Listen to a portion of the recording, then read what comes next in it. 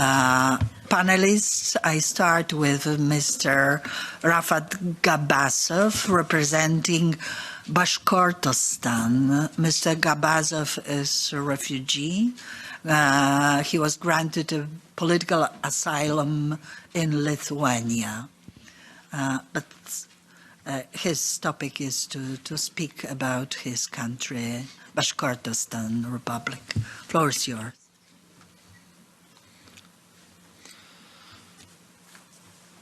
Good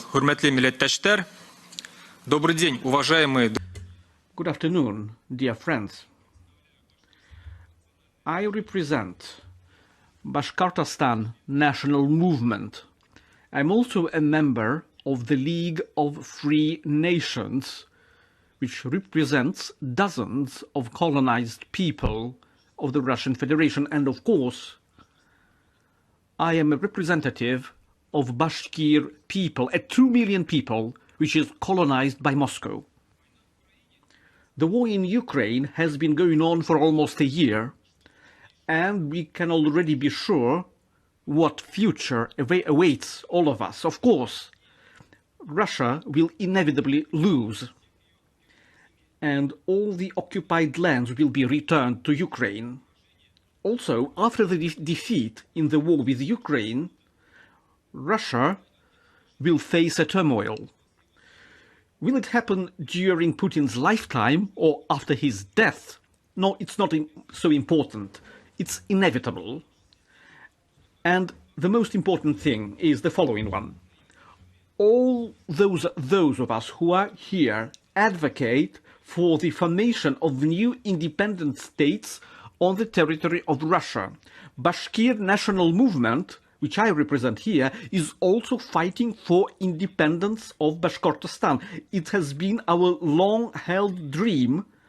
For more than 200 years, we've been fighting for the freedom from the Russian Empire. And my nation is still alive, but because of Russian repressions, killings of the best people of Bashkir nation, Holodomor, or artificial famine, ethnocide and linguicide, our Bashkir nation has decreased in number for the last 100 years. We've faced genocide of Bashkir people. In 2 years, we lost more than 700,000 people because of famine. 1/3 of the Bashkir people doesn't think about the Bashkir language as of their mother tongue. It's impossible for us to get access to universities and to high schools in Bashkir language. One of the members of our national movement, Dir Muhamedov, is in prison. He's got 9 years of prison because he wanted to reform our state. Bashkir national organizations are banned. Bashkort, my organizations, was banned in 2020. They call it an extremist organization because we protect the interests of Bashkir people. Only the independence of Bashkortostan can save my people from assimilation.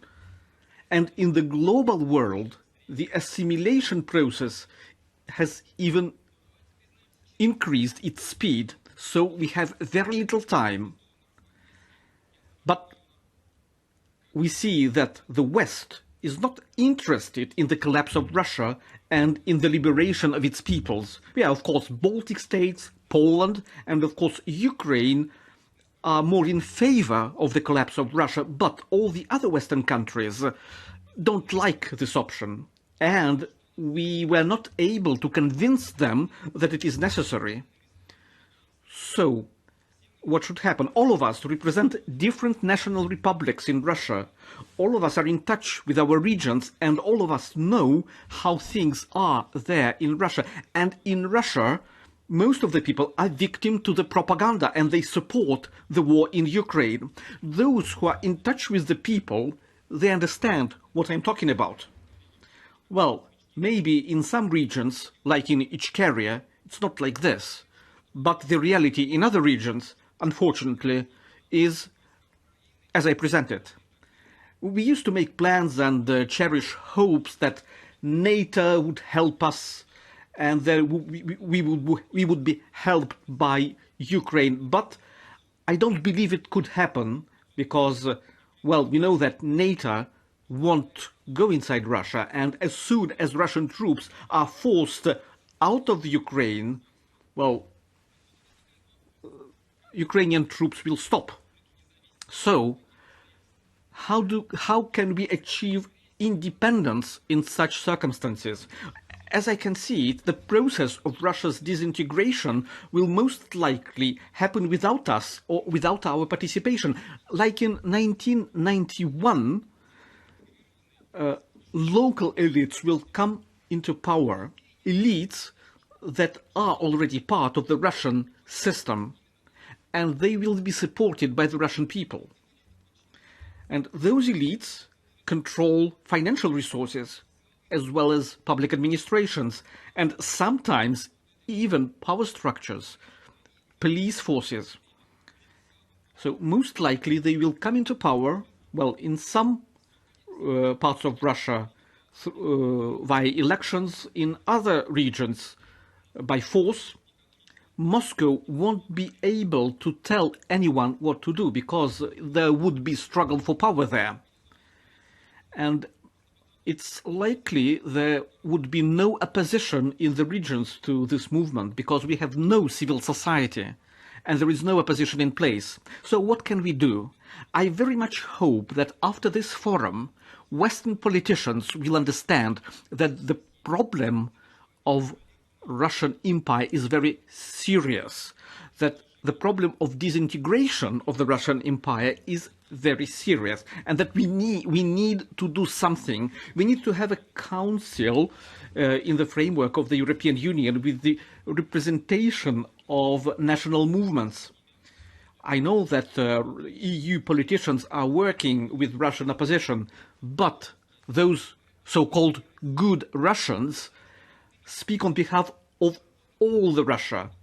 It means on behalf of dozens of peoples, national republics and regions, but they have no right to speak on our behalf. We, Bashkir people, haven't given them the right to speak on our behalf. Chechen people haven't given them this right as well. Many other peoples refuse it. So if nothing happens after this forum, and if we are left to our problems, then I suggest, first of all, to propose to the Russian opposition to form a union and to create an army consisting of the forces of national republics and of Russian regions. And after the defeat of Russia, this armed force, trained by Western specialists, will enter the territory of Russia and will achieve its complete defeat. And for this, we need to form an alliance of the Russian opposition.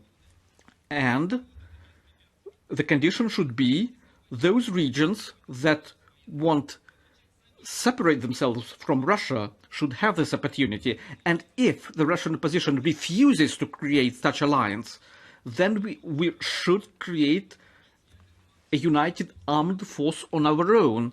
Of course, there is a risk of nuclear weapons, but I don't believe that Kremlin would use nuclear weapons against their own territory. So, to summarize, only we can liberate our countries. And I will conclude by the quotation from Goethe. Those are worth of life and freedom who go into battle for them every day. Thank you. Thank you very much indeed.